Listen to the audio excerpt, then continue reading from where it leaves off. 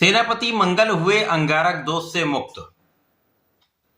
प्रिय दर्शकों, नवग्रहों में सेनापति मंगल जो पराक्रम के कारक हैं, साहस के कारक हैं, सामर्थ्य क्षमता के कारक हैं, सैन्य क्षमताओं के कारक मंगल हैं, खेल जगत के कारक मंगल हैं, भाई तथा रक्त के कारक मंगल हैं। अत्यंत प्रभावी ग्रह मंगल जो ऊर्जा का प्रवाह करते हैं। वर्तमान समय में इनका गोचर कुंभ राशि में चल रहा है, जहां पर ये राहु के साथ योग में है, जिसके कारण अंगारक दोष बना हुआ है। परंतु 2 अप्रैल को जब ये राशि परिवर्तन कर लेंगे तो मित्र की राशि, गुरुदेव बृहस्पति की राशि मीन राशि में इनका गोचर आरंभ होगा। तो मित्रवत भाव में जब भी कोई ग्रह जाता है तो वहां पर उसका बल, उसका सामर्थ्य, उसकी क्षमता में, उसके प्रभाव में वृद्धि होती है। साथ ही साथ जब गुरु का साथ मिल जाएगा, क्योंकि ये गुरु के साथ केंद्र के योग में होंगे, चतुर्थ दशम का संबंध बनेगा, इसके कारण इनके बल में और वृद्धि हो जाएगी, उस भाव का प्रभाव कई गुना बढ़ जाएगा। तो निश्चित रूप से मंगल अंगारक दोष से मुक्त हो जाएंगे तो अपना संपूर्ण प्रभाव विशेष रूप से समस्त राशि की जातकों को ऊर्जा के रूप में प्रदान करने जा रहे हैं, जिसका कुछ बड़े परिणामों की प्राप्ति होगी, जिससे कुछ अच्छे लाभ आपको प्राप्त होने वाले हैं। जय श्री गणेश। नमस्कार, मैं आचार्य संजय द्विवेदी। मेरे समस्त प्रबुद्ध दर्शकों का मेरे चैनल पर हार्दिक स्वागत है।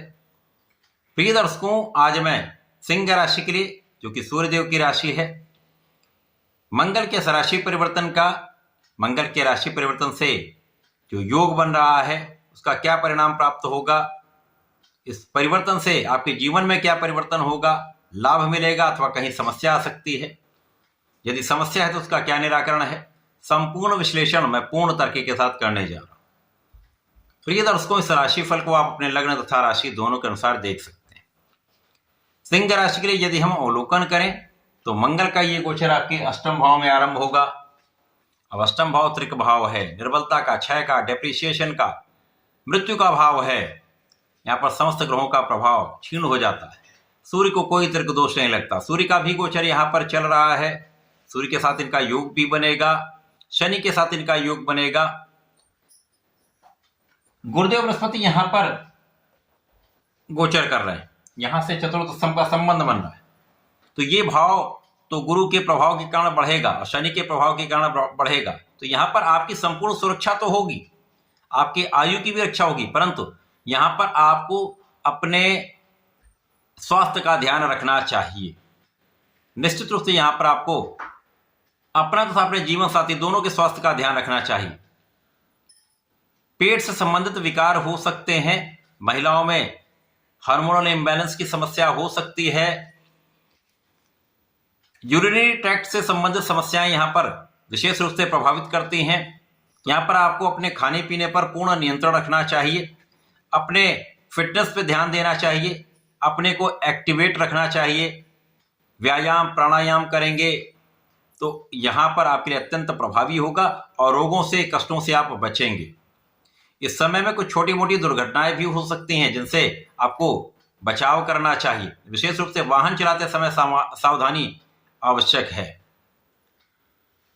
यद्यपि इस समय में आपका मानसिक बल बहुत अच्छा रहेगा, आपका आत्मबल भी अच्छा रहेगा और आपके लिए लाभ की निरंतरता बनी रहेगी, परंतु यहां पर कोई बड़ा या बहुत बड़ा अचीवमेंट इस बीच में नहीं हो पा रहा है, क्योंकि यहां पर लग्न के स्वामी भी प्रारंभिक समय में 14 अप्रैल तक अष्टम भाव में रहेंगे।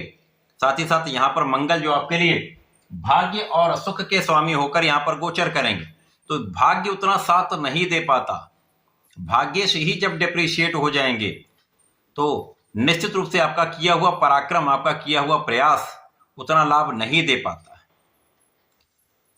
या ये कहें कि आप जो प्रयास करते हैं, प्रयासों में उतनी सार्थकता नहीं हो पाती। जिस मन से आप प्रयास करते हैं वो उतना अच्छा आप नहीं कर पाएंगे। जब तक सूर्य का साथ है तब तक तो अच्छा है, आप बहुत कुछ सही दिशा में प्रयत्न करने वाले हैं, परंतु सूर्य के परिवर्तन के पश्चात जो स्थिति बनेगी उसमें आपको अपने ऊपर बहुत नियंत्रण करना चाहिए। अपने मन पर, अपने क्रोध पर, अपनी ऊर्जा पर पूर्ण नियंत्रण रखना चाहिए, क्योंकि ऊर्जा क्षय होगी और जब क्षय होती तो यहाँ पर मनोबल भी कम होता है और फ्रस्ट्रेशन आता है, क्रोध बढ़ जाता है। तो क्रोध पर जब नियंत्रण करें तो आप अपनी ऊर्जा को सही दिशा में लगा पाएं। तो यहाँ पर किसी प्रकार के फ्रस्ट्रेशन से, किसी प्रकार के नेगेटिविटी से आपको बचना चाहिए। यहाँ पर क्योंकि तात्कालिक रूप से मांगलिक दोष भी बन जाएगा, जिसके कारण जीवन साथी के साथ भी समन्वय में, सामंजस्य में समस्या आ सकती है, मतभेद बढ़ सकते हैं, क्लेश बढ़ सकता है। तो यहाँ पर भी आपको बहुत समझदारी से कार्य करना चाहिए। इसी प्रकार से जो जातक साझेदारी में कार्य कर रहे हैं उनके लिए कठिन समय है। यहाँ पर साझेदारी या तो टूट सकती है, या उसमें भ्रम आ सकता है, या उसमें कुछ कानूनी समस्याओं का योग बन सकता है, जिसके कारण आपको कठिनाई हो सकती है। आपका प्रभाव बाधित हो सकता है, या आपके निर्णय बाधित हो सकते हैं, या आपका लाभ बाधित हो सकता है। तो यहाँ पर ध्यान देने की आवश्यकता होगी। समझदारी से तथा शांत चित्त होकर धैर्य के साथ आपको समस्याओं का समाधान निकालना चाहिए। यदि इस समय में आप समझदारी से कार्य करेंगे, क्योंकि यहाँ पर गुरु का प्रभाव है, धैर्य के साथ आप आगे बढ़ेंगे, तो धीमे धीमे समस्याओं का निवारण भी होगा। यहाँ पर भी कोई संदेह नहीं। यदि आप एनालिसिस करके कुछ भी करेंगे तो वहां पर बहुत कुछ आपके पक्ष में रहने वाला है। यद्यपि इस समय में कुछ ऐसी चीजें हो सकती जब आपको पारिवारिक संपत्ति से, परिवार से कुछ धन का विशेष लाभ प्राप्त हो जाए, ऐसी संभावना है, जिसका सही दिशा में आपको उपयोग करना है। ऐसे समय में आप प्रयास तो पूर्ण करते हैं, आप तो सही प्रयासों की कोई कमी नहीं, आप पराक्रम भी पूर्ण करते हैं, लेकिन जब भाग्य का उतना साथ नहीं मिलता तो उन प्रयासों से भी आपको 100% लाभ नहीं मिलता। इस समय में अच्छे मित्रों का साथ रखना चाहिए, भाई का साथ रखना चाहिए, उन पर पूर्ण विश्वास करके उनका साथ लेकर, मार्गदर्शन लेके आप आगे बढ़ेंगे तो समस्याओं से भी बचेंगे और स्वार्थी मित्रों से भी बचेंगे। क्योंकि यहाँ पर कुछ ऐसे लोग भी हो सकते हैं जो आपके साथ छल कर सकते हैं। नेतृत्व की राशि सूर्यदेव की राशि सिंह राशि है, क्षमता की राशि है। जैसे जैसे ये गोचर आगे बढ़ता जाएगा, मंगल का गमन आगे की ओर बढ़ेगा, तो यहां से आपकी लग्न को प्रबलता मिलनी आरंभ होगी। साथ ही साथ आपका किया हुआ पुरुषार्थ, आपका किया हुआ प्रयास अभी उतना भले ही आपको लाभ नहीं दे पा रहा होगा, लेकिन आगे के समय में जब मंगल का राशि परिवर्तन होगा और ग्रहों का ऐसा प्रभाव मिलेगा, तो आपका किया हुआ प्रयास, जो आपने अभी प्रयास किया हुआ, जो आपने अभी अपना संपूर्ण प्रयत्न किया हुआ, वो आपको बड़ा लाभ देने वाला है।